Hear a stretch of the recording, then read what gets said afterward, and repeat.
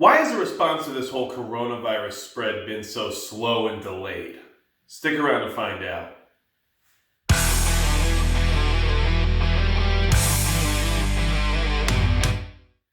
Hey everybody, it's Magic Prepper, and honestly, I didn't want to make another video about the coronavirus unless something very catastrophic happened where we had to start taking action in order to prevent any additional spread or any additional fatalities, but this whole thing is starting to get me a little upset, and I wanted to share with you guys some of what I'm upset about because I just feel like the response to this whole thing has been very slow and delayed. It seems like we're always wondering, should we cancel travel to that region? Should we stop imports and exports from that region? But there's no definitive action happening. Yes, some things have been declared and some things are being done very slowly, but what we really have to consider and what we have to remember is that this whole thing is definitely spreading. It's starting to spread all over the place, and it's starting to get cases in different places in the world we haven't seen it before, as well as getting human-to-human transfer outside of China.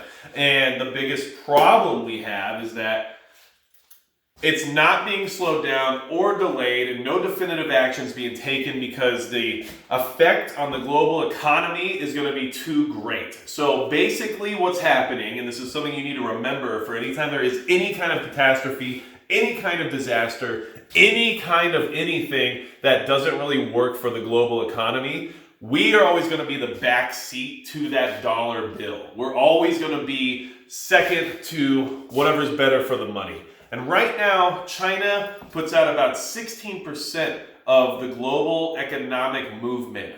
Pretty much if anything stops happening from them, it's going to have a huge impact globally on every single other country.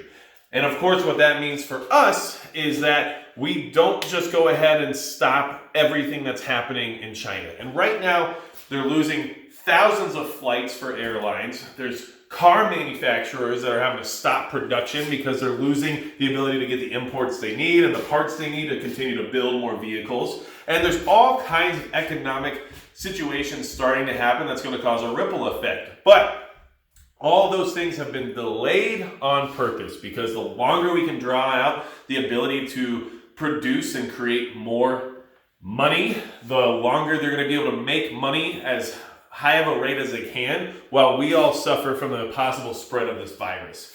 And if definitive action is not taken soon, where we shut down borders and we stop accepting imports and exports from that region because they're still trying their best to figure out the exact origins of the virus. There has been many reports saying it's snakes, saying it's bats, saying it's all kinds of stuff, but they're always trying to blame the wet market.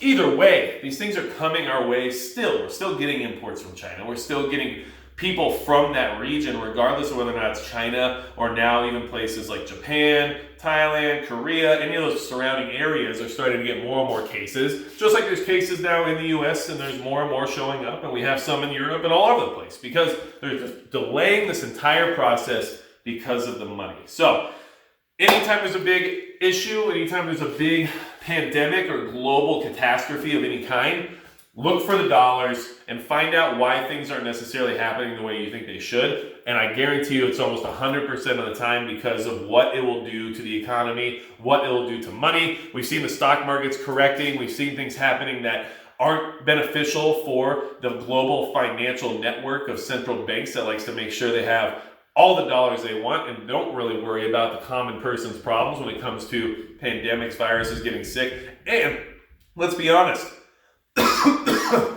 excuse me, depopulation is not the worst thing in their book, okay? Because the less money there is to have to share, the more there is for them. So I wanted to remind you all this because if there's ever a big event, if the big one comes, just be prepared to take a back seat to the dollar bill. We can't count on the government. We can't count on banks. We can't count on anyone else but ourselves to be self-sufficient, self-reliant, have all the supplies we need, be prepared for whatever comes our way, and make sure we have contingency plans in place to be able to do what it is we need to do to stay alive and not rely on these other entities that literally don't care about us, because if they really did care about us, these actions that need to be definitive and immediate would already be being taken. And we're really not seeing much. I mean, I'll be honest with you. I expected more quarantines, more travel bans, and more import and export control than what I'm seeing right now.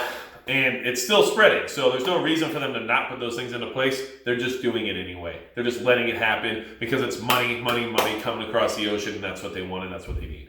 So I wanted to make that clear. I want you guys to follow the money trail, and I also want you to remember that you can't count on anybody else except yourself when it comes to preparation and survival, and we have to stay on top of that, okay? So I don't want to keep going on and on about it. If there's any other questions or anything else you think that might be at play here for why we're allowing the spread of it, go ahead and leave a comment below. Like, share, subscribe, keep the channel growing. I appreciate everybody's support, and that is going to be it for Magic Prep.